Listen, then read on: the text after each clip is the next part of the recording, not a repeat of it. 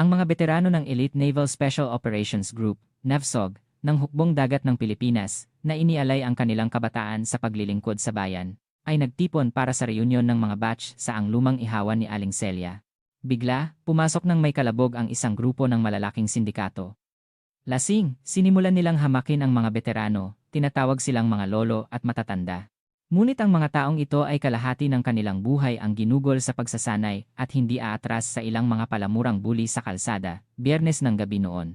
Habang ang init ng hapon ay napapalitan pa ng lamig ng gabi, sa isang sulok ng Maynila, sa itaas ng isang breakwater o gilid ng pier, nakatayo ang isang ihawan na may dim na neon sign. Sa marupok na sementadong dingding, bahagyang kumikislap ang neon na sulat, at mula sa lumang sliding door, ay umaalingasaw ang amoy ng inihaw na karne, sibuyas, at usok. Sa gitna ng bulwagan, sa espasyong nabuo sa pagsasama ng dalawang silid, nakapuesto ang isang mahabang mesa. Noong gabing iyon, sa mahabang mesa na may ilang grill kung saan iniihaw ang liempo at BBQ, nakaupo ang 5 lalaking may edad na Ambo de la Cruz, Gregorio Reyes, Ricardo Santos, Tito Fernandez, at Emilio Marquez. Lahat sila ay nasa edad 60 pataas. Ang matitigas na leeg at malalapad na balikat, kahit nasa ilalim ng maluluwag na polo shirt, ay nagpapakita ng dating tindig ng mga komando ng NAVSOG na hindi nabura ng mga taon. Gayunpaman, ang mga ekspresyon ng kanilang mukha ay tulad lamang ng ordinaryong matatanda na matagal nang pinalitan ang larangan ng digmaan ng mga alalahanin sa buhay. Sa halip na camouflage, suot nila ang komportableng pantalon na, ayon sa kanila, pinili ng kanilang mga apo, at mga polo shirt na inihanda ng kanilang mga asawa. Inubos na nila ang ikalawang bote ng Tanduay Rum, inaalala ang nakaraan. Aba, Greg, akala ko'y nalunod na ako noon sa ilalim ng dagat, sabi ni Ambo habang binabaliktad ang skewer ng karne. Kung hindi dahil sa iyo, hindi ko na sana nasilayan ang mundong ito sa pagtanda. Mahinang tumawa si Gregorio. Lahat tayo noon, akala natin katapusan na. Pero alam mo, ngayon, pakiramdam ko, walang saysay ang operasyong iyon. Sa huli, tama ang sinumang nakaligtas. Kumalat ang isang tawa sa mesa, at ang karne sa grill ay umingit, umaagos ang katas. Si Ricardo, habang nilalagyan ng asin ang karne, ay nagdagdag, kung tama ang sinumang nakaligtas, ako ang pinuno ngayon. Ako ang may matanda na mukha. Ay, ikaw talaga. Bahagyang tinapik ni Ambo ang walang laman na bote gamit ang patpat ng skewer, at si Emilio, tumatawa, ay napaubo. Bilang isang dating military doctor, kinuha niya kaagad ang digestive pills mula sa bulsa at nagreklamo, dahan-dahan lang, mga lolo, kailangan ding isipin ang blood pressure. Samantala, si Tito ay nagsali ng shot ng rum para sa lahat. Nang magtama ang mga baso, narinig ang tipikal na tunog ng salamin. Sandaling nagtagpo ang kanilang mga tingin. Ito ay isang maikling ritual na nabuo noong panahong iyon, nang sa halip na tunog ng mga baso, tunog ng putok ang naririnig. Sa sandaling iyon mismo, bumukas ng malakas ang sliding door ng may kalabog. Ang hangin sa ihawan, na puno ng amoy ng karne at rum, ay nahaluan ng malamig na lamig ng gabi mula sa labas, at sandaling namayani ang katahimikan. 4 na malalaking lalaki ang pumasok sa lugar. Ang kalbong pinuno ay may asul na tattoo na umaabot mula sa noo hanggang sa likod ng ulo. Ang 3 niyang kasama ay may makapal na gintong kadena at nagniningning na mga t-shirt na parabang ipinagyayabang ang kanilang pagiging miyembro ng isang sindikato. Hoy, Ale! Pinalo ng tatued ang salamin ng counter gamit ang kamao. Ang payat na may-ari ay natakot at nanginig. Moments, wala pong bakanteng silid, lalo na ang pinakamalaki, pasensya na po. Puno po lahat ngayon, sabi niya. Habang bahagyang yumukod ang babae at humihingi ng tawad, tiningnan niya ang bulwagan ng may paghamak. Napansin ang mesa kung saan nakaupo si Ambo at ang kanyang mga kaibigan, ngumiti siya ng baluktot. Oh, tingnan nyo, nagpiesta ang mga lolo dito. Ang kanyang tono ay may hindi maitatagong pangungutya at pagkagalit. Isa sa kanyang mga kasama, na may guwantes, ay kinuha ang grill at nagkunwari na itatapon ito sa sahig. Namangha ang mga kaibigan ni Ambo, ibinaba ang kanilang mga tinidor. Wala pa ring nagpakita ng galit, ngunit inisip na ng 5 lalaki ang trajectory ng mga sindikato, ang posisyon ng kanilang mga kamay, ang distansya sa pagitan ng kanilang mga binti, at ang daan palabas. Ang tinging iyon, gayunpaman, ay nakatago sa iba. Ito ay isang maskara ng panglabang katahimikan na pinatalas mula noong kabataan sa hindi mabilang, nakamamatay na mga sitwasyon. Sa panlabas, mukhang natigilan lamang ang mga matatanda sa biglaang gulo. Ngunit sa kaibuturan, bawat isa sa kanila ay handa na para sa laban. Ang tatuwid, habang tinutulak ang hangin na puno ng usok, ay lumapit sa kanilang mesa. Hoy, mga lolo, hindi nyo ba naririnig? Masyadong maingay sa inyo. Huwag kayong maingay. At ang kanyang mga kasama, na nakatayo sa likod, ay mapang-akit na ipinapakita ang mga tattoo sa kanilang mga braso at ngumingisi. Isa sa kanila ay tinitingnan na ang kusina, naghahanap ng kutsilyo. Ambo, hindi ko pa matantiya kung ilan sila, mahinang bulong ni Gregorio. Maingat na inilapag ang tinidor, si Ambo, habang itinaas ang baso, ay ngumiti lamang ng malabo. Anong pinagkaiba? Apat sa loob, kahit may support group sa labas, hindi sila hihigit sa 10. Samantala, si Tito, nang walang inaasahang tahimik ngunit malinaw, ay nagsulat ng isang bagay sa tissue, nakablock ang labasan. Posibleng may kutsilyo. Pulis 911, 3 minuto. Pagkatapos ay inilipat niya ng hindi halata ang tissue kay Gregorio. Isang ugali na nabuo sa reconnaissance, sa isang kritikal na sitwasyon, ang sulat ay pumapalit sa salita. Ang tatuid, na tumingin sa malabo ngunit malinaw na mga mata ni Ambo, ay nakaramdam ng hindi maipaliwanag na pagkabalisa. Sigurado siyang simpleng matatanda lamang ang nasa harap niya, ngunit ang kanilang matibay, hindi natitinag na tingin ay nakakagulo. Sa pagtatangkang mawala ang hindi kanais-nais na pakiramdam na ito, itinaas niya muli ang boses. Nagloloko ba kayo, mga manong? Humingi ako ng pakiusap ng maayos. Kinuha niya ang shot glass ni Ambo at pinalo ng malakas ang mesa gamit ang kamao. Tumalsik ang ram sa mainit na uling at sandaling nagliyab ang apoy na nagbigay liwanag sa paligid. Sa sandaling iyon, kinuha ni Ambo ang pulso ng tattooed gamit ang kanyang magaspang na kamay ng matanda. Hindi kinuha kundi hinawakan. Bahagya lamang siyang pumindot gamit ang 2 o 3 daliri, ngunit ang sindikato ay napaigtad na parang isda na nahuli sa bakal na kawil. Binata, kami ang nauna rito. Ang boses ni Ambo ay mababa, ngunit malinaw, at may kakaiba, halos militar na tindig dito. Reflexively sinubukan ng tattooed na bawiin ang kanyang kamay, ngunit ang mga litid mula sa dulo ng daliri hanggang sa siko ay ganap na nablock ng hawak ni Ambo. Nananlaki ang mga mata, napalunok siya ng isang mura. Sa sandaling ito, si Gregorio, na binaligtad ang piraso ng BBQ, ay nagsabi na parang walang nangyayari, Ambo, nasusunog ang karne. Nag-igting ang kapaligiran sa ihawan. Ang amoy ng inihaw na karne ay nahaluan ng amoy ng balisang pawis at ang metal screech. Isa sa mga sindikato, na may hawak na kutsilyo mula sa kusina, ay lumapit sa kanila, ngunit sinalubong ng malamig na tingin ni Ricardo. Dahan-dahang tumayo si Ricardo at iginalaw ang kanyang mga balikat. Mula sa paggalaw na iyon lamang, nagliktik ang kanyang leeg, na parang may hernia, ngunit ang banta na nagmumula sa kanyang likod ay mas matalas kaysa sa anumang talim. Ibalik mo ang kutsilyo, sabi ni Emilio. Kahit na siya ay isang medic, alam niya nang mas mahusay kaysa sa iba na ang huling yugto ng labanan ay palaging ang pag-aalaga sa mga sugatan. Kung iyan ay iwagayway mo, kailangan kong gumuhit ng linya ng tahi sa tabi ng iyong artery. Sa totoo lang, ayaw kong maamoy ang dugo ngayon. Mula sa mga salitang iyon, na nag-iisip ng larawan ng punit na laman, natigilan ang sindikato na may kutsilyo. Sa sandaling ito, bahagyang itinaas ni Gregorio ang grill. Sa ilalim ng nag-aapoy na pulang bakal, nagliyab ng maliwanag ang mga uling. Ang tingin ni Gregorio ay dumulas mula sa mga uling patungo sa sindikato na may kutsilyo, at pagkatapos ay sa kanilang pinuno, na ang pulso ay hawak pa rin ni Ambo. Ito ay tulad ng isang prelude sa isang mabagal na symphony. Sa sandaling iyon, nang ang hangin ay parang sasabog, na puno ng kakaiba, marangal na katahimikan sa halip na takot, biglang binaluktot ni Ambo ang pulso ng sindikato nang walang ingay sa isang galaw. Ang mga mata ng tattooed ay umikot na parang nahuhulog siya sa bangin. Ang sakit mula sa dislocated na buto ay tumagos sa kanyang mga ugat. Bago pa siya makasigaw, si Ambo, na umatras ng isang hakbang, ay ibinato siya sa kalapit na walang laman na mesa. Sabay, pinindot ni Tito ang call button sa telepono, kung saan nakadial na ang 911. Ihawan ni Aling Celia, mayroong pag-atake. May lalaking may kutsilyo at may nasaktan. Ang kanyang boses ay kalmado, ngunit matalim na parang tabak ng samurai. Ang tatlong kasama ay sabay-sabay na sumugod. Si Ricardo, ibinaba ang grill ay iniharap ang kanyang kanang paa, at si Gregorio, bahagyang itinaas ang kanyang mga kamay sa itaas ng mga uling, ay kumuha ng combat stance. Kahit si Emilio ay kumuha ng walang laman na bote at tumingin sa labasan, dumaan ang 1 segundo, marahil 2. Natigilan ang oras, at ang hangin ay naging fuse ng fireworks.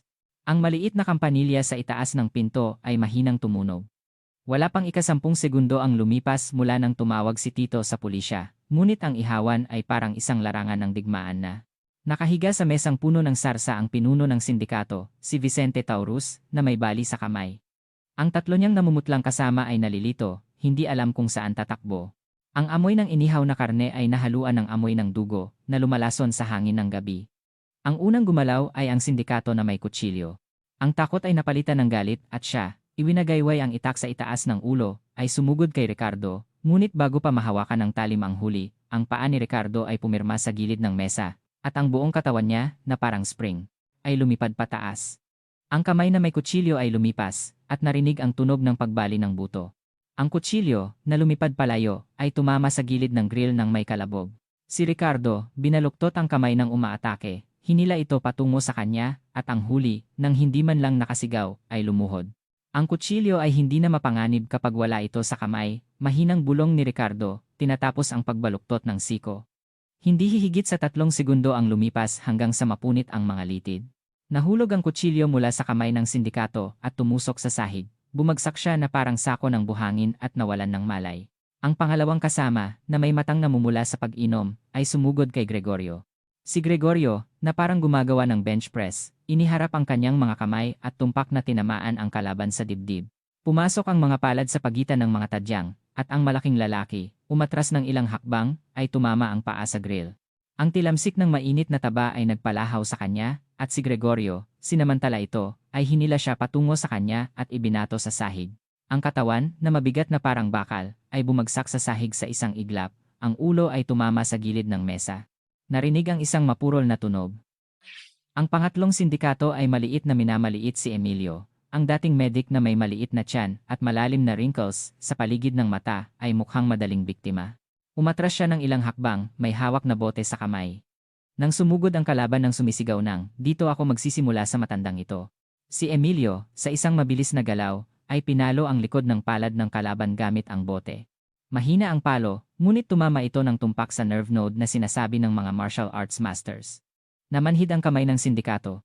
Nawalan siya ng balanse at, nadapa sa isang upuan, ay nahulog. Kaagad na itinapon ni Emilio ang bote at binaluktot ang kanyang pulso. Muling narinig ang tunog ng pagbali ng buto, na nahaluan ng mahinang sigaw. Sa malayo, umungol ang siren ng sasakyan ng pulisya. Tiningnan ni Tito ang orasan sa slit ng bintana. 2 minuto at 30 segundo pagkatapos ng tawag.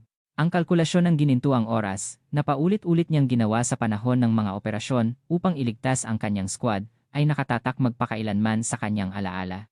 Kalmado niyang binuksan ng bahagya ang pinto at sinuri ang paghinga at pulso ng 3 nakahiga sa sahig, at pagkatapos ay sinuri ang pulso ng nawalan ng malay na si Vicente.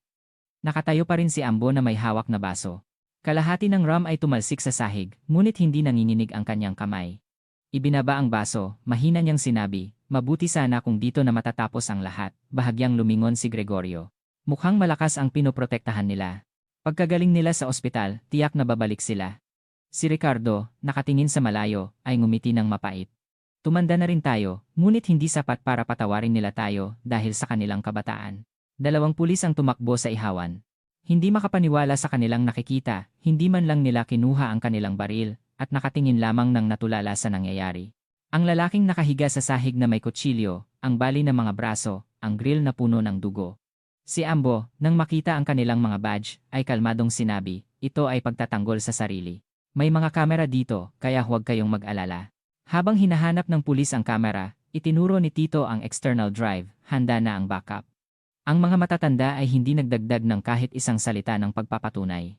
Maya-maya, dumating ang mga medic at sinimulan ang pagdala sa mga sugatan. Sa gitna ng gulo, lumapit si Ambo sa may-ari ng ihawan para magbayad. Nanginginig ang kanyang mga kamay, ngunit nang buksan niya ang cash register, malumanay na tinakpan ni Ambo ang kanyang kamay gamit ang kanyang kamay. "Huwag kang matakot, poprotektahan ka namin, at ang iba pang mga customer." Bandang 4:00 ng umaga, 3 sindikato ang nakahiga sa emergency room ng pinakamalapit na ospital na may bali ng mga braso at dislocated na balikat, naghihintay ng x-ray. Ngunit ang pinakamadilim sa lahat ay ang kanilang pinuno, si Vicente Taurus. Pinipigilan ang galit na nagpakulo sa mga kalamnan ng kanyang hita, sinubukan niyang tumayo, kumapit sa rail ng kama, ngunit pinigilan siya ng nurse. "Pasyente, hindi pa po nalalagyan ng cast. Umalis ka. Umalis kayong lahat." Sigaw ni Vicente, sinipa ang rail, ngunit ang kanyang kamay ay may cast, at ang katawan niya ay tamad mula sa mga painkiller. Nang umatras ang natakot na nurse, bumukas ang pinto ng silid, at pumasok ang isang lalaking nasa edad 50 na may balbas, mukha siyang nasa 50s, nakasuot ng itim na suit. Sa kanyang pagdating, ang hangin sa silid ay naging mas malamig. Kaagad na yumuko ang 3 sindikato, pinipigilan ang kanilang hininga. Ito ay si Mateo de Maguiba, ang tunay na pinuno ng gang, na kumokontrol sa mga nightclub at ilegal na pautang sa gitna ng Maynila. "Kaya, paano kayo nakipag-usap sa mga matatanda?" Ang boses ni Mateo ay hindi malakas, ngunit mababa at tuyo, na nagpapabigat sa balat. Si Vicente, nakakagat ang mga ngipin, ay itinaas ang kanyang ulo. Sila, sabi nila, galing sa Navsog. Sabi nila huwag kaming magulo. Navsog? Kumunot ang noo ni Mateo, pero matatanda na sila. Nawalan lang kami ng pag-iingat. Gagaling na ang pulso ko. Bigyan mo ako ng pagkakataon, Brod. Ako na mismo. Si Mateo, nang walang sagot, ay kinatok ang cast ni Vicente gamit ang dulo ng kanyang daliri, pagkatapos ay ngumiti ng malamig. Sige, ako na ang bahala sa pagkakataong ito. Ipunin mo ang mga tao, ngunit walang ganitong kalokohang may kutsilyo, at tandaan mo ang isang bagay. Kung ituturing mo sila bilang matatanda, baka hindi mo na mahawakan ang kutsara. Kinuha niya ang telepono at mabilis na nagbigay ng utos sa kanyang mga tao. Suriin ang lahat ng kamera sa lugar, taxi, dashcam, lahat ng tindahan sa paligid ng ihawan, at simulan ang pagpindot sa pulisya mula sa loob. Sa parehong oras, habang hindi pa sumisikat ang araw, ang 5 matatanda ay nagmamaneho sa highway, sunod-sunod. Ang kanilang pakay ay ang workshop ni Ambo, isang lumang garage na ginawa mula sa isang decommissioned na army container. Sa loob, sa katahimikan, nakahiga ang mga diving gear na 30 taon na ang nakalipas, tactical belt, lubid, army flashlight, dry ration, lumang GPS navigator, at maalikabok na radio. Ipinagpag ang alikabok, ngumiti si Ricardo. Mga lolo, nakisali tayo sa pakikipagsapalaran sa ating pagtanda. Dahil sinugod nila tayo, kailangan nating malaman kung ano ang gagawin, dagdag ni Tito. Una sa lahat, kailangan nating ilipat ang mga pamilya sa ligtas na lugar. Ibinahagi ni Gregorio ang impormasyon na nakuha mula sa isang kakilala sa pulisya. Hanggang ay tinatawag na kalupunan ng lobo. Pautang, ninakaw na cup. Ang tunay na pinuno ay si Mateo de Maguiba. Kahit ang mga investigator ay takot na galawin siya. Si Ambo, kinandado ang pinto ng garage, ay lumingon. Ang kanyang tingin ay matigas, na parang 2 patong ng bakal. Wala tayong armas, wala tayong suporta. Ngunit mayroon tayong karanasan at lakas ng loob. At higit sa lahat, huminto siya, at pagkatapos ay binigkas ang kanilang lumang moto, mayroon tayong isa't isa. 5 kamao ang tahimik na nagdikit, tulad ng ginawa nila bago magsimula ang operasyon, sa masikip na kompartimento ng submarine. Ang balat ay nanginginig sa malamig na hangin ng umaga, ngunit ang kanilang mga tingin ay nakatuon na sa bago, unang operasyon sa loob ng 50 taon. Sa pamamagitan ng mga slit sa garage, pumasok ang malabong liwanag ng bukang liwayway. Nang mag-ilaw ang fluorescent lamp, lumitaw sa dingding ang mga silhouette ng mga lumang neoprene wetsuit. Ang mga katawan na halos nabuhay sa dagat 30 taon na ang nakalipas ay tumanda, ngunit ang mga gear, kahit na natatakpan ng alikabok, ay napanatili ang kanilang hugis. Binuksan ni Gregorio ang isang lumang logbook ng operasyon at isinulat ang code name ng bawat isa. Agila 1. Ang dulo ng kanyang daliri ay hindi nanginginig. Ang kanyang sulat kamay ay mas malinaw pa kaysa noong naglilingkod siya. Si Tito ay nag-on ng laptop at nagkonekta ng isang portable router. Nakakagulat, ang kanyang lumang access sa panloob na network ng Fleet Headquarters ay gumagana pa rin. Sinimulan niyang suriin ang mga backup account na naiwan sa pangalan ni Ambo at i-download ang mga listahan ng mga negosyong konektado sa kalupunan ng lobo. Si Ricardo sa sulok ng garage ay sinusuri ang mga lubid sa pag-akyat at mga karabiner. Sa kabila ng kalos na balat sa kanyang mga palad, ang lubid ay hindi nadulas sa pagitan ng kanyang mga daliri. Walang oxygen tank, ito ay fishing line lang, bulong niya, sinusuri ang tibay ng lubid gamit ang martilyo. Binuksan ni Emilio ang kanyang medical bag, hydrogen peroxide, bandage, surgical kit. Nagdagdag siya ng blood pressure monitor, at kahit isang portable defibrillator. Bagaman siya ay isang medic, nakita niya ang napakaraming kritikal na sitwasyon sa larangan ng digmaan, at hindi niya kailanman tinalikuran ang kanyang prinsipyo, kung sino ang maililigtas, ililigtas ko. Nang matapos ang paghahanda, kinandado ni Ambo ang pinto ng garage at sinabi, sasalakay sila ng sabay-sabay. Una, kukuha sila ng impormasyon, at pagkatapos ay tatamaan nila ang mahinang link, ang mga pamilya. Hindi pa niya natatapos ang kanyang sinasabi, nag-vibrate ang telepono ni Gregorio. Lumabas ang pangalan ng kanyang anak sa screen, ngunit boses ng iba ang nasa kabilang linya. Umiyak ng malakas ang bata, Tito, at pagkatapos ay narinig ang matinding iyak ng bata. Nalamigan ang lahat kay Gregorio, ngunit ang kanyang katawan ay agad na nagreaksyon. Ibinukas niya ang loudspeaker at pinindot ang record button. Anong nangyari? Tanong niya, sinisikap na magsalita ng tuwid. Tahimik na tumawa ang kabilang linya. Naranasan mo na bang maamoy ang dugo mismo sa ilalim ng iyong ilong, matanda? Mamayang gabi, ipapakita ko sa iyo. Maghintay ka. Nang matapos ang tawag, agad na binuksan ni Tito ang location tracking app. Ang signal ng telepono ng anak ni Gregorio ay huminto sa lugar ng mga abandonadong warehouse sa hilaga ng Maynila, kung saan may malakas na baho. May mga bakas ng paggamit ng GPS jammer na ginagamit ng pulisya. Wala tayong hihigit sa 2 oras, mahinang inihayag ni Tito. Nagtagpo ang kanilang mga tingin ng walang dagdag na salita. Nagsimula kaagad ang operasyon. Si Ambo at Ricardo ay nagkarga ng gear sa likod ng pickup truck. Mga lubid, light stick, folding bolt cutter, at kahit isang lumang tactical camera na hindi alam kung gumagana pa. Si Tito, kasama ang laptop, ay umupo sa upuan ng pasahero. Si Emilio, kasama ang medical bag, ay umupo sa likod. Nang umandar ang makina, tumilapon ang graba mula sa ilalim ng mga gulong, at paglabas sa highway, ang pickup, na lumampas sa speed limit, ay humarurot sa expressway. Sa labas ng bintana, ang huling araw ay dumulas sa mga gray railing. Ang abandonadong warehouse ay nakatago ng malalim sa isang complex ng kalahating sirang mga sementadong istruktura malapit sa isang river dam. Ang pulang ladrilyo ay gumuho sa ilang lugar, ang bubong na lata ay kalahating nakababa, at ang mga bundok ng ilegal na itinapon na gulong ay umaalingasaw. Sinuri ni Gregorio ang lugar gamit ang binoculars. May nakabitin na baluktot na CCTV camera sa itaas ng pasukan, at 2 itim na sedan ang nakaparada sa harap ng tarangkahan. 2 ang bantay, minimum na 5 sa loob, bulong ni Ambo. May labasan sa likod papunta sa ilog. Ngunit hindi makakadaan ang drone doon. Itinuro niya ang mga konkreto na balabag na humaharang sa daan. Ito ang kanilang unang ruta para sa pagpasok. Si Ricardo, na ikinabit ang lubid sa balikat, ay lumabas ng sasakyan. Kinuha ni Emilio ang folding stretcher mula sa bag. Kapag nahanap natin ang bata, ang unang bagay na kailangan nating gawin ay pigilan ang shock, sabi niya. Sinuri ang sarili niyang pulso, kinuha ni Ambo ang radio at inayos ang frequency para sa bawat isa. Pagkatapos ng pagpasok, communication bawat 20 segundo. Kung walang alarm, magpatuloy sa susunod na yugto. Ang mga sinanay na katawan, nakayuko, ay lumibot sa mga balabag ng konkreto at lumapit sa dingding ng warehouse. Sa isang kamay ay ang bolt cutter, sa isa pa ay ang tahimik na electric drill. Si Gregorio, may guwantes, ay hinila ang bakal na kandado at nakinig. Mula sa loob ay narinig ang malakas na tawa ng mga lalaking nasa edad 20 na nahaluan ng mahinang iyak ng bata. Ang lumang patakaran mula sa statute ay tumagos sa kanyang isip. Pagkatapos ng tawa, susunod ang pagkawala ng pag-iingat. Ang ingay ng naputol na bolt cutter ay nalunod sa ugong ng isang maliit na generator. Si Ambo ay dumulas sa loob. Hindi madilim sa loob. Sa halip na air conditioning, umuugong ang malalaking subwoofer, naglalabas ng mababang frequency. Isa sa mga matatandang sindikato ay nakaupo sa isang plastik na upuan, nakapatong ang binti sa isa pa, at naninigarilyo. Sa tabi niya, nakaupo ang anak ni Gregorio na may nakatali na mga kamay at may gag sa bibig. Bago pa man mamatay ang ilaw, sumugod si Gregorio. 10 metro sa isang talon. Hindi pa nakukuha ng sindikato ang kanyang baril, binaluktot na ni Gregorio ang kanyang pulso, itinutok ang baril sa kisame. Narinig ang putok, ngunit ang bala ay tumagos lamang sa kisame, nagpapababa ng mga kalat. 2 guwardiya sa likod ng pinto ang tumakbo upang tumulong, iwinawagayway ang mga golf club at bakal na tubo. Ngunit ang lubid ni Ricardo ay naghiwa na sa hangin, na parang angkor na itinapon sa mga alon, sabay-sabay nitong hinawakan ang leeg at braso ng isa sa mga guwardiya, hinila siya patungo sa kanya.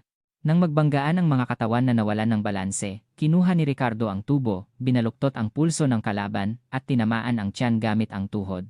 Ang guwardiya ay sumuko sa sahig na may halak. Ang isa pa ay sinubukan na umatras, ngunit isang stun grenade na ibinato ni Tito ay sumabog mismo sa harap ng kanyang mukha. Pagkatapos ng isang kalahating segundong flash, na parang kidlat, nabulag ang paningin ng guwardiya. Si Ambo, nakakagat ang mga ngipin, ay pinindot ang matandang sindikato sa sahig. 3 sunod-sunod na pagpalo sa mga pain points sa tabi ng gulugod. Sa hangganan, kapag malapit nang maputol ang hininga ng kalaban, si Ambo ay sumigaw ng ultimatum, "Hindi kami ang mga matatanda na iniisip ninyo. Guluguluhin nyo kami, magdurusa kayo. Guluguluhin nyo ang mga pamilya namin, tapos na kayo." Habang lumiliit ang pupils ng sindikato sa takot. Kinalaga ni Gregorio ang kanyang anak at niyakap ito.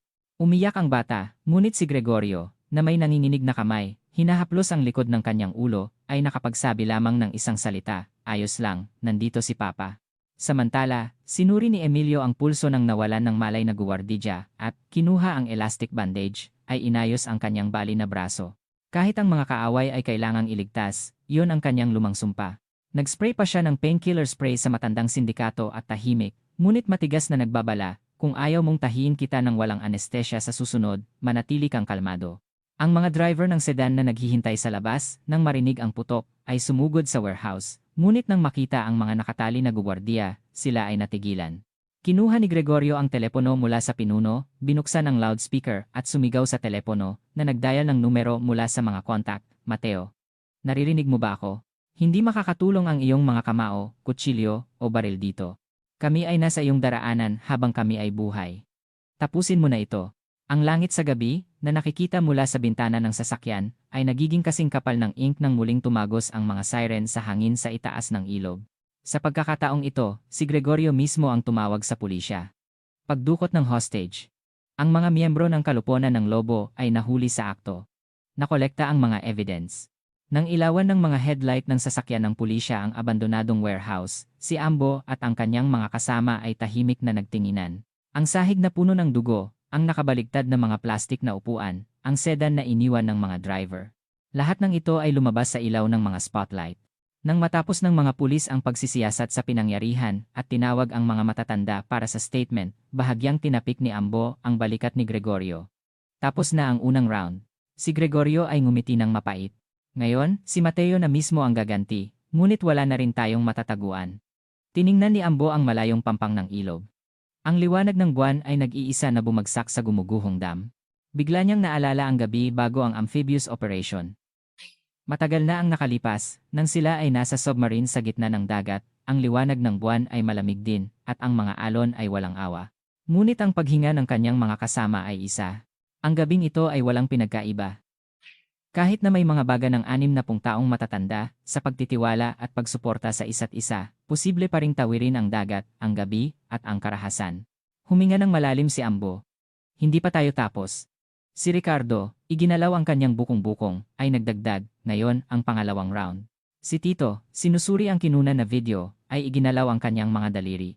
Si Emilio, na sinisiyasat pa rin ng mga sugatan, ay bumulong, walang kailangang patayin. Kailangan silang takutin hanggang mamatay, habang pinanatiling buhay.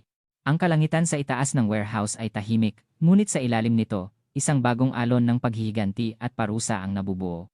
At ang 5 matatanda ay nakumbinsi na ang dugo ng mandirigma, na inakala nilang matagal nang lumamig sa kanilang matatandang katawan, ay umaagos pa rin ng mainit. Pagkatapos ng gabi ng pagtatanong, lumabas ang mga matatanda mula sa opisina ng investigator. Ang amoy sa ilong ay hindi hangin ng umaga, kundi ang amoy ng basang alikabok at pagod. Nang lumabas sila sa salamin na pinto, ang langit ay malabo na, ngunit walang tao sa mga kalye. Kinuha ni Tito ang telepono at sabay-sabay na pumasok sa 2 Google account. Nag-i-save siya ng backup ng mga call record at lokasyon ng 17 burner phone na nakarehistro sa kalpunan ng Lobo. At sa kabilang bahagi ng screen, ang balanse ng kanilang Bitcoin wallet ay ipinapakita sa real time. Iniisip nila na dadaan tayo sa pulisya, kaya ang unang bagay na pupuntahan nila ay ang prosecutor's office, seryosong sabi niya. Na-encrypt at ipinamahagi ko ang mga evidence sa 3 magkakaibang lugar. Kung magulo ang isa, may 2 pa. Si Gregorio ay bumalik mula sa ospital, kung saan dinala niya ang kanyang anak. Ang bata ay nakahiga, natatakot pa rin, ngunit walang malubhang pinsala. Sandaling hinawakan ni Gregorio ang manipis na daliri ng bata, at pagkatapos ay hinigpitan ang kanyang kamay, mainit pa rin ito. Naalala ang init na iyon, sa wakas ay naisip niya ang mukha ni Mateo. Sa kanyang alaala ay dumulas ang mga operasyon ng malapit na ang kamatayan, ngayon, kabaliktaran ang lahat. Ang pagtatanggol ay mas mahirap at mas nakakatakot. Lumabas sa police station at patungo sa parking lot, sabay-sabay na huminto ang 5 matatanda. Sa likod ng kanilang pickup ay nakatayo ang isang kulay abo na minivan na may gumaganang makina. Sa ilalim ng bintana ng driver ay nakikita ang isang mahabang track ng abo mula sa sigarilyo, at ang tint sa likod ng salamin ay kalahating natuklap. Blind spot para sa mga kamera. Naghihintay sa atin ang sasakyang ito, sabi ni Tito. Instinctively inayos ang kanyang polo shirt. Tumango si Ricardo at, yumuko, sinuri ang mga gulong. Ang kanang likod na gulong ay bago, na parang bagong palit lang. Kung babawasan natin ng hangin ang 2 gulong, hindi nila tayo maabutan, tahimik siyang ngumiti. Itinaas ni Ambo ang kanyang kamay. Patayin ang makina. Nang bubuksan na niya ang pinto ng pickup, bumukas ang mga pinto ng kulay abo na minivan sa magkabilang gilid. 3 lalaki na nakasuot ng itim na jacket ang tumalon sa sidewalk at sumigaw ng may halak, "Pinapunta kami ni Mateo para kunin kayo." Tumango si Ambo, "Mabuti, ngunit ano iyang nasa kamay niyo?" Ang lalaki sa gitna ay nagpakita ng kamay na may work glove na hawak niya sa ilalim ng jacket. Mayroon itong 12 pulgadang kahoy na baton. Mas mahaba ito kaysa sa forearm at kumikinang ang mga metal rivet dito. Humakbang si Gregorio. Nasa police station tayo. Puno dito ng kamera. Nababaliw na ba kayo? Hindi pa siya tapos magsalita, lumabas ang isa pang tao mula sa pinto ng pasahero ng minivan. Nakasuot siya ng helmet, itim na mask, at malalaking salamin na ganap na nagtatago ng mukha. Wala siyang baton sa kamay, kundi isang industrial electric tool. Ngunit sa halip na lagari, may nakakabit na makapal na rubber cable dito, isang binagong taser. Itinutok niya ito kay Ambo at pinindot ang trigger. Lumabas ang asul na spark ng may tunog, at naamoy ang ozone sa hangin. Sa sandaling ito, tinumba ni Ambo ang motorsiklo na nakatayo sa tabi gamit ang dulo ng kanyang sapatos. Ang mga electrode ng taser ay tumama sa gas tank cover, at ang discharge ay napunta sa lupa. Sabay, yumuko si Gregorio at dumulas kay Ricardo. Ang susi ng sasakyan na ibinato ni Ricardo ay kumislap sa hangin. Agad niya itong ipinasok sa ilalim ng baton at pinaikot na parang lever. Ang pulso ng lalaking may hawak ng baton ay binaluktot, at ang baton ay lumipad sa hangin. Si Ambo, na parang hinihintay lamang ito, ay kinuha ang taser gamit ang kanyang kanang kamay at agad itong tinusok sa dibdib ng pinakamalapit na umaatake. Sumiklab ang spark at ang lalaki, nanginig sa convulsions, ay bumagsak sa lupa. Tumakbo si Tito sa minivan at isinara ang pinto ng pasahero. Pinaikot niya ang handle, kinandado ito mula sa loob, lahat sa loob ng isang segundo. Sinubukan ng lalaki sa helmet na sirain ang pinto mula sa loob, ngunit walang tagumpay. Pagkatapos ay kinuha ni Tito ang USB cable mula sa bulsa at isinaksak ito sa port. Ito ay isang pansamantalang short circuit scheme na agad na nag-overload sa smart key receiver. Hindi na aandar ang sasakyang ito. Ang lalaking nawala ng baton ay sumugod ng sumisigaw. Kinuha ni Gregorio ang kanyang leg at ibinato siya sa balikat. Ang katawan, na umikot sa hangin, ay bumagsak sa lupa ng may kalabog. Si Emilio, nang hindi nag-aaksaya ng oras, ay inilagay ang thermometer sa noo ng bumagsak at sinuri ang pulso. Kung walang doktor, ang sinumang makakagawa ay dapat magligtas. Ngunit sabay-sabay, kinuha niya ang fluorescent spray mula sa bulsa at gumuhit ng mga krus sa magkabilang pulso ng lalaki. Ito ay isang marka na nangangahulugang na neutralize ang target. Sinubukan ng lalaki sa helmet na tumakas sa pamamagitan ng pagbasag ng bintana gamit ang kanyang kamao. Nang bumagsak ang mga bubog sa lupa, umikot si Tito at sinuntok ang puwang sa pagitan ng bahagyang bukas na pinto at ng body. Tumama ang suntok sa baba, pagkatapos ay inalis niya ang helmet. Sa ilalim nito ay ang mukha ng isang binata na nasa edad 20 tintin na may asul na tattoo sa gilid ng ulo, walang lakas siyang umupo sa lupa. Itinaas siya ni Ambo at tahimik na nagtanong, nasaan si Mateo? Ang lalaki, nakakagat ang mga ngipin, ay tahimik. Si Ambo ay ngumiti ng maikli, hindi namin kukunin ang iyong buhay. Ngunit kung hindi mo sasagutin ang tatlong tanong ko, baka barilin ako ng aking commander sa likod. Kinalabit niya ang dashboard ng minivan gamit ang kanyang palad. 2 GPS receiver lamang ang nakahiga dito. Biglang namutla ang mukha ng lalaki. Doon, sa industrial zone, abandonadong warehouse. Hindi pa siya tapos magsalita, si Gregorio sa radio ay nakipag-ugnayan sa duty station ng Criminal Investigation. Intersection. Why? Pagtatangkang terrorism. 4 ang nahuli sa akto. Kailangan ng suporta. Nang matanggap niya ang sagot, idinagdag niya, Investigator Gregorio Reyes, Extension 746. Kailangan ng personal identification at pagkuha ng fingerprint mula sa sasakyan. Muling lumabas ang pickup sa kalsada, iniiwan ang mga bakas ng gulong ng motorsiklo at mga sunog mula sa taser. Sa sasakyan, muling binuksan ni Tito ang laptop. Nakuha ko na ang access sa mga kamera sa paligid ng warehouse. 3 itim na van ang pumasok 30 minuto na ang nakalipas. Si Ricardo, inilabas ang kanyang ulo sa bintana, ay nagsabi, isa para sa equipment, isa para sa mga tao, at ang pangatlo para sa getaway group. Ang pinuno ay nasa gitna. Tatapusin natin ito ngayon. Lumingon si Ambo kay Emilio. Kung may masugatan, si Emilio, na parang hinihintay lamang ito, ay nagpakita ng mga bandage, tourniquet, at isang bagong pakete ng saline solution at ngumiti. Basta't buhay, ililigtas ko, ngunit hindi ako tutulong sa paghiwa. Tahimik na tumawa ang lahat, ngunit ang tawa ay hindi nagtagal, at ang hangin sa labas ng bintana ay naging malamig muli, na parang talim ng kutsilyo. Sa pasukan ng industrial zone, sa likod ng isang tumpok ng scrap metal, lumitaw ang abandonadong warehouse. Nagpabagal si Ricardo at lumiko sa gilid ng kalsada. Sabay-sabay na binuksan ng mga matatanda ang mga pinto, at kinuha ang mga earplug mula sa bulsa. Ang pagsuot ng mga ito, pati na rin ang mga helmet at goggle, ay tumagal ng 20 segundo. Naglunsad si Tito ng drone, at lumabas ang isang thermal image sa screen. Sa loob, 5, 2 sa perimeter patrol, 4 sa pasukan, at isang pinakamaliwanag na tuldok sa ikalawang palapag sa bintana ng opisina, Mateo. Si Gregorio, may lubid, ay tumungo sa butas sa dingding. Nang maitapon na niya ang lubid sa kalawang na rail, itinaas ni Ricardo ang isang bakal na barricade na lumikha ng puwang. Si Ambo ang unang nakayuko, dumulas sa loob. Kinukumpara ang thermal image sa aktwal na paggalaw, kinalabit niya ang dingding gamit ang dalawang daliri. Ito ay isang tahimik na signal na ginamit nila noong nasa submarine pa sila, kaliwa. 1. Angle of rotation 45. Pagpalo sa vital point, tahimik na neutralization. Sabay-sabay na pinalo ni Ricardo at Tito ang likod ng ulo ng dalawang guwardiya. Habang lumuluhod sila, nasalo na sila ni Emilio, na pinalambot ang pagbagsak. Ang kalabog ng bumagsak na bakod ay nalunod sa ulap ng alikabok, madilim at mainit sa loob ng warehouse. Ang liwanag ay tumagos lamang sa bintana ng opisina, mula sa loob ay narinig ang mga boses na nahaluan ng lakas ng TV. Si Ambo ay nagbilang sa isip, 3, 2, 1. Binuksan ni Gregorio ang pinto. Nagtapon si Tito ng stun grenade at si Ricardo, tumalon sa hagdanan, ay sinipa ang bintana. Isang puting flash at si Ricardo, dumulas sa gitna ng mga bubog, ay lumapag sa likod ni Mateo. Maikli ang sigaw. Bago pa man makalingon si Mateo, ang kanyang kamay ay binaluktot sa likod at ang kanyang ulo ay tumama sa mesa nang may mapurol na tunog. Isa sa mga kasama sa opisina ay sinubukan na kunin ang revolver, ngunit hinarang ni Gregorio ang kanyang kamay. Ang baril ay bumaril sa kisame. Si Ambo, nakayuko, ay tumama ng tuhod sa shin ng isa pang sindikato. Sa pagbali ng buto, lumuhod siya. Si Mateo, kahit nakahiga sa sahig, ay patuloy na nagmumura. Mga matatandang siraulo, binabayaran kayo ng pulisya. Alam niyo ba kung sino ang nasa likod namin? Si Ricardo, yumuko sa kanyang tainga, ay tahimik na nagsabi, 30 taon kaming nabuhay sa ilalim ng tubig. Alam namin ng husto kung ano ang pakiramdam ng walang hininga, sa lupa man o sa ilalim ng dagat. At kinabit niya ang mga posas sa kanyang mga pulso. Ito ay mga tunay na bakal na posas, na hiniram ni Gregorio sa police station para sa pangangalaga ng evidence. Huli na nang malaman ng mga guwardiya sa unang palapag ang nangyari. Nang sumugod sila pababa, pinatay na ni Tito ang main switch.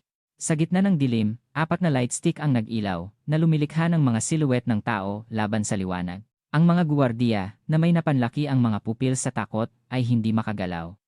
Ang mga tahimik na gumagalaw na mga matatanda ay lumalapit sa kanila kasama ang liwanag. Sa loob lamang ng 1 minuto, tumahimik ang lahat ng tunog sa gusali. Sa labas, ang tanging naririnig na ngayon ay ang mahinang ugong ng propeller ng drone. Si Tito sa radio ay nagdial ng direktang numero ng Criminal Investigation Unit. Pinuno ng kalupunan ng Lobo na si Mateo de Maguiba ay nahuli sa akto. Nakolekta ang mga evidence. Iligal na pag-iingat ng armas, pagdukot ng tao, karahasan, at iba pang mga akusasyon. Ipinapasa ang mga coordinates. Sa dulo, idinagdag niya, lahat ng nakaligtas ay naaresto. Walang nasawi. End of transmission, itinaas ni Ambo si Mateo at pinaupo siya sa harap ng tumpok ng scrap metal. Huminga siya ng malalim at sinabi, hindi kami dumating para maghiganti, kundi para humingi ng sagot. Ngayon, lahat ay ayon sa batas. Si Mateo, humihinga ng malakas, ay dumura. Ang batas ay nasa panig ng mga may pera. Umiling si Gregorio, may isang bagay na hindi mabibili ng pera. Ito ay karangalan na hindi nawawala sa pagtanda. Sa sandaling ito, kumislap sa likod nila ang mga headlight ng sasakyan ng pulisya. Dinala ng hangin ng gabi ang amoy ng metal at liwanag ng buwan. Ang 5 matatanda ay nakatayo ng napakalapit kaya nararamdaman nila ang paghinga ng isa't isa, dahan-dahang nagpapagaling. 3 beses na mabagal na kinalabit ni Ricardo ang kamao. Sumagot si Ambo sa parehong paraan. Tumingala si Tito sa langit na puno ng kakaibang mga bituin. Si Gregorio, nanginginig, ay hinawakan ang kanyang mga tuhod gamit ang kanyang mga kamay. Nanginginig sila hindi dahil sa takot, kundi sa halo ng pagod at ginhawa. Biglang tumunog sa kanilang mga tainga ang moto na una nilang natutunan noong nasa training pa sila. Halos sabay-sabay, ang 5 lalaki ay bumulong, ang dagat ay hindi panganib, kundi isang hamon. Ang kanilang mga salita, na nahaluan ng tahimik na paghinga, ay natunaw sa hangin ng gabi. Walang sinuman ang tumawa ng malakas, ngunit ang mga sulok ng kanilang mga mata ay kumikinang sa parehong paraan. Doon natapos ang laban.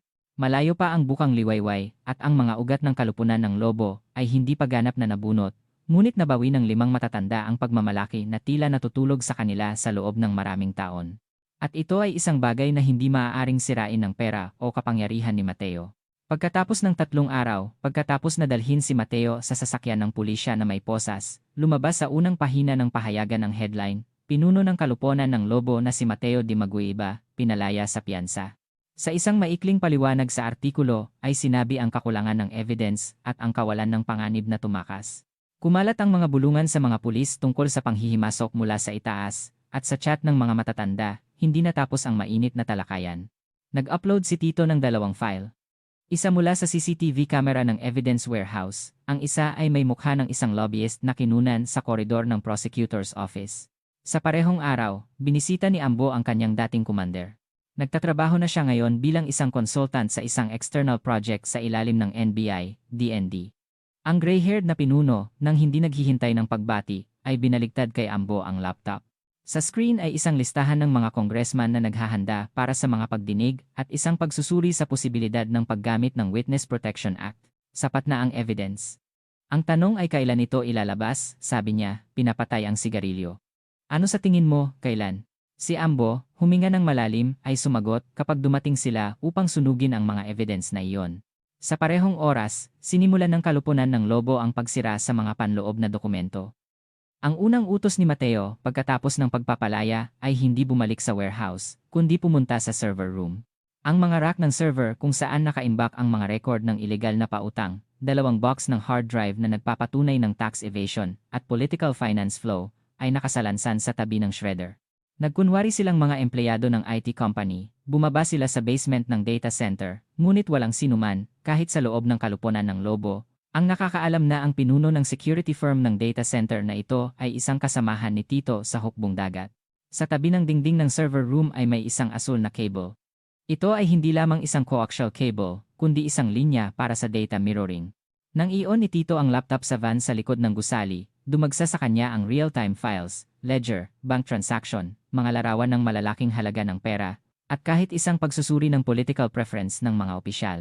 Si Ricardo ay nagdrill ng butas at ipinasok ni Gregorio ang isang endoscopic camera upang suriin ang panloob na layout. Sa harap ng mga server rack ay nakatayo ang 2 lobbyist na nakasuot ng polo shirt na may maliit na fire extinguisher. Sinasalansan nila ang mga dokumento sa shredder at sinusunog ang mga natira gamit ang lighter. Ngayon na, mahinang sabi ni Tito sa radio. Pinatay ni Ambo ang main switch sa labas. Ang buong basement ay nalubog sa dilim. Ang mga lobbyist na sumisira ng data ay sumigaw at nataranta. Sa sandaling ito, binuksan ni Ricardo ang bakal na pinto. Ang flashlight sa kanyang kamay ay kumislap na parang metal whip at ang unang lobbyist na tinamaan sa panga ay bumagsak. Inilagay ni Gregorio ang taser sa likod ng pangalawa at pinindot ang trigger. Ang asul na spark at ang sigaw ay naputol sa hangin. Binaligtad nila ang shredder, tinapaktapakan ang mga nagbabagang natira at inabot kay Ambo ang isang bag ng hindi nagalaw na mga file. Agad na kinunan ni Ambo ng litrato ang tumpok ng mga dokumento at ipinadala ang larawan sa kanyang pinuno na may mensahe, ipadala sa pinakamataas. Pareho ang password. Kinabukasan, ang mga koridor ng Kongreso ay puno ng matitigas na lalaki. Dose-dose ng press release ang ipinamahagi, at isa sa mga opposition congressman ay biglang nagpatawag ng press conference kung saan inilantad niya ang koneksyon sa pagitan ng organized crime, mga hukom, prosecutor, at mga lobbyist mula sa malalaking negosyo. Kasama sa listahan ng mga lobbyist ang pangalan ng aide ng isa sa mga kilalang congressman ng naghaharing partido. Nang tumutok ang mga TV camera sa koridor, lumitaw ang Internal Security Service na may search warrant. Ngunit si Mateo ay nakakagulat na matigas. Nang makatanggap ng abiso ng paglabag sa mga bail condition, tumakas siya. Sinubukan niyang pumunta sa bukas na dagat sakay ng isang yacht na nakarehistro sa isang dummy company. Nang lumitaw ang isang maliit na tuldok sa radar ng Coast Guard, 5 human figure ang lumabas sa konkretong parapet ng breakwater sa malabong liwanag ng buwan. Ito ang kanilang tatak na paraan ng pagpasok sa tubig. Si Ambo at Ricardo ay nakasuot ng mga lumang wetsuit at hinila ni Tito sa ilalim ng grill ng breakwater ang isang maliit na walang motor na inflatable boat. Ipinasa ni Gregorio sa radio ang call signal sa Coast Guard Special Group. Nang marinig ang ingay ng makina ng yacht sa gitna ng ingay ng mga alon, umakyat ang mga matatanda sa board gamit ang hagdan. 3 ang humarang sa makina, at 2 pa ang sumira sa pinto ng wheelhouse. Si Mateo, na may hawak na wine glass, ay sumigaw, ngunit huli na ang lahat. Kinuha siya ni Ricardo sa collar at ibinato sa sahig, at binaluktot ni Tito ang kanyang mga kamay sa likod at kinabit ang mga bagong posas. Ito ang tunay na piyansa, nakuha mo. Sa dagat, hindi mo man lang makikita ang liwanag. Bago pa matapos ang maikling biro na ito, lumitaw ang 2 Coast Guard boat na may flashing light na nakabukas. Sa araw ng paglalabas ng indictment, naghihintay ang anak ni Gregorio sa mga matatanda sa koridor ng korte, nakaupo sa isang wheelchair. Pinipigilan ng luha, yumukod siya ng malalim bilang pasasalamat. Niyakap ni Gregorio ang balikat ng kanyang anak. Si Ambo, nakatingin sa pinto ng courtroom, ay bumulong. Ngayon, sa korte, ang mga evidence na ang magsasalita sa halip na ang ating mga kamao. Si Emilio, nakatayo sa tabi, ay nagsabi na parang sa sarili. Ang prinsipyo ay, kung sino ang maililigtas, iligtas, at kung ano ang maaari, iwanan bilang evidence. Sa buong trial, ang mukha ni Mateo ay nanlulumo. Ang indictment na naglilista ng tax evasion, blackmail, attempted murder, illegal na arms trade, paglabag sa batas sa political party funding, ay kasing kapal ng phone directory. Wala man lang pagkakataon ng lawyer na magsalita tungkol sa piyansa, nang sabihin ng prosecutor sa pangwakas na talumpati na ang akusado, na sistematikong gumawa ng karahasan at nagpapahina sa autoridad ng gobyerno, ay dapat ihiwalay sa lipunan ng panghabambuhay. Ang tunog ng mga keyboard ng journalist sa bulwagan ay umalingaunggaw na parang alon. Ang mga tuhod ni Mateo sa bench ng akusado ay mabigat na yumuko. Sa sandaling naglabas ang korte ng isang mahigpit na hatol, ang mga matatanda, tahimik na nanonood mula sa likod na hanay, ay hindi nagpakita ng masiglang kagalakan. Nagpalitan lamang sila ng bahagyang ngiti. Ngunit sa mga ngiting ito ay may bigat ng kailaliman ng dagat na tinitiis nila ng magkasama sa loob ng kalahating siglo, at ang responsibilidad para sa mahabang hinaharap na kailangan pa nilang mabuhay. Lumipas ang oras. Isang gabi ng huling tag-init, ang neon sign ng ang lumang ihawan ni Aling Celia ay maliwanag na kumikinang, pinalitan na ito ng bago. Ang mga dingding ay pininturahan, at nag-install ng bagong exhaust fan sa kusina. Ang may-ari, nang makita ang pangalan ng tropa ng NAVSOG na may 6 na tao sa makapal na nakasulat na reservation book, ay ngumiti ng malawak. Ang mga matatanda ay umupo sa parehong lugar, nag-ihaw ng karne at nagsasali ng ram. Ang usok ay tumataas sa itaas ng grill, at ang ingay ng karne ay tunog na walang malasakit, tulad ng buhay mismo. Ang anak ni Gregorio, na nakasuot ng maayos na school uniform, ay lumapit upang bumati at naglagay ng shot glass ng ram sa tabi ng grill. Mabuhay po kayo, mga lolo. Ang bata ay ngumiti ng maliwanag sa bagong mundo. Si Ricardo, itinaas ang baso, ay lumunok ng luha. Sabi ko na, tama ang sinumang nakaligtas. Ngayon, lalo akong nagpapasalamat para dito. Si Ambo, nakipag-toast sa kanya, ay tahimik na sumagot, ang mabuhay ay nangangahulugang magdala ng responsibilidad hanggang sa huli. Nang gabing iyon, huminto ang mga batang delivery rider sa ihawan sa kanilang mga motorsiklo at nagbigay pugay ng may paggalang. Pagkatapos ng insidente, na tinawag ng mga tao na ang kaso sa ihawan, naging mas tahimik ang kalye, at sinabi ng mga negosyante na medyo nadagdagan ang pananampalataya sa hustisya. Ang 5 matatanda, inubos ang rum, ay naghintay hanggang sa mamatay ang ilaw sa ihawan, at nararamdaman ang init ng huling mga uling sa ilalim ng kanilang mga paa, dahan-dahang naglakad sa kalye. Ang kanilang mga lumang anino ay humaba, ngunit ang kanilang mga hakbang ay mabigat. 5 pares ng balikat, na mas mahusay kaysa sa iba na alam na ang hustisya ay nagsisimula sa pakikipaglaban, ngunit nagtatapos sa buhay, ay nagsama-sama, hinihiwa ang dilim ng gabi. Nang pinalitan ng taglagas ang tag-init, nagtipon ang mga pamilyar na mukha sa isang maliit na conference room, hindi kalayuan sa Department of National Defense. Binuksan ni Ambo ang pinto, at sinalubong siya ng isang lieutenant colonel na nakasuot ng ironed shirt sa halip na military uniform. May hawak siyang mga parangal, mga medalyang combat para sa mga veterano ng special operation. Ipinagkakaloob ng commander sa inyong 5. Si Ambo, yumuko, ay tinanggap ang parangal, ngunit ang kanyang mukha ay nagpakita ng magkahalong damdamin. Alam niya na ang paghinga ng kanyang mga kasama, na kasama niyang dumaan sa lahat, ay mas mahalaga kaysa sa anumang parangal. Si Ricardo, ikinabit ang medalya sa dibdib, ay tumalikod. Hindi ito ang katapusan. Tayong mga matatanda ay dapat magpakita ng halimbawa upang sundan tayo ng mga bata. Ang opisyal, kinagat ang kanyang labi, ay tumango. Naramdaman niya kung anong responsibilidad ang nakatago sa likod ng mga salitang iyon. Pagkalipas ng ilang araw, dinala ni Gregorio ang kanyang anak sa waterfront, kung saan may bagong graffiti wall na inialay sa mga bayani. Sa gitna ay nakalarawan ang itim na siluwet ng 5 tao. Sa halip na armas, mayroon silang mga lubid at bolt cutter sa kanilang mga kamay. Kinunan ng litrato ng anak ang drawing at nagtanong, Papa, totoo bang nakipaglaban ang mga taong ito sa larawan sa mga sindikato? Si Gregorio, nakangiti, ay niyakap ang balikat ng kanyang anak. Hindi sila nakipaglaban, kundi nagprotekta. Kapag mayroon kang kailangang protektahan sa buhay, kusa nang nagre-reaksyon ang katawan. Tumango ang anak, pagkatapos ng araw na iyon. Madalas niyang sinasabi sa mga kaibigan na ang tapang ay ang kakayahang magtiis. Si Tito ay nagbigay ng lecture sa Military Academy, puno ng kadet ang bulwagan. Sa halip na presentation, ipinakita ni Tito ang isang itim na slide sa screen at nagsimula, ang impormasyon ay armas, at ang armas ay responsibilidad. Hindi natin maaaring ibaba ang ating armas, dahil palaging may mga magtututok nito sa mga mahihina. Pagkatapos ng lecture, 2 kadet ang lumapit sa kanya, at sinabi na nagpasya silang pumunta sa Signal Corps. May pag-asa sa kanilang mga mata. Sa pagtatapos ng taglagas, isang maliit na outdoor movie screening ang ginanap sa bakuran ng Ang Lumang Ihawan ni Aling Celia. Isang lokal na documentary team ang gumawa ng 20-minute film tungkol sa mga pangyayaring iyon. Sa puting screen, nagpalit-palit ang mga frame. Ang kislap ng apoy mula sa grill ay naglaro sa mga mukha, at pumalakpak ang mga residente. Wala nang natatakot sa kalye na ito ngayon, sabi ng may-ari, umiiyak. Salamat po talaga. Si Emilio, pinupunasan ng mukha gamit ang panyo, ay umiling. Ginawa lang namin ang nararapat. Nang matapos ang pelikula at inalis ang screen, bumukas ang langit sa gabi. Sa ilalim ng mga bituin, ang mga balikat ng mga matatanda ay nakahanay, na parang maliwanag na strip ng usok. Itinaas nila ang kanilang mga baso, ngunit sa pagkakataong ito, hindi alak ang laman, kundi soda na may yelo. Itinaas ni Ambo ang kanyang baso. Ang dagat ay mapanganib pa rin, ngunit ang dagat ang nagpalaki sa atin, at, dahan-dahang ibinaba ang baso, nagtagpo ang tingin niya sa bawat isa sa kanila.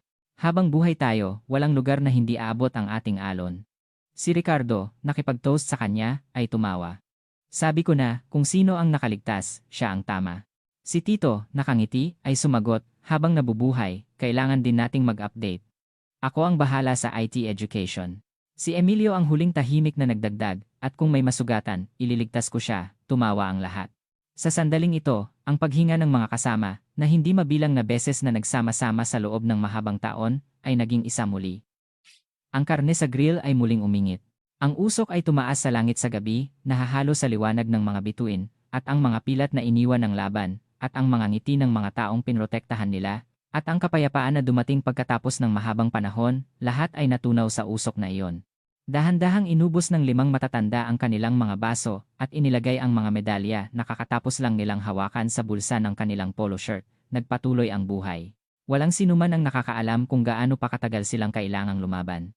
Ngunit isang bagay ang malinaw, habang may karangalan at responsibilidad, ang mga matatandang kasama ay hindi kailanman aatras. At dahil lamang sa katotohanan iyon, sa kalye na ito at sa lungsod na ito, medyo mas ligtas ngayong gabi.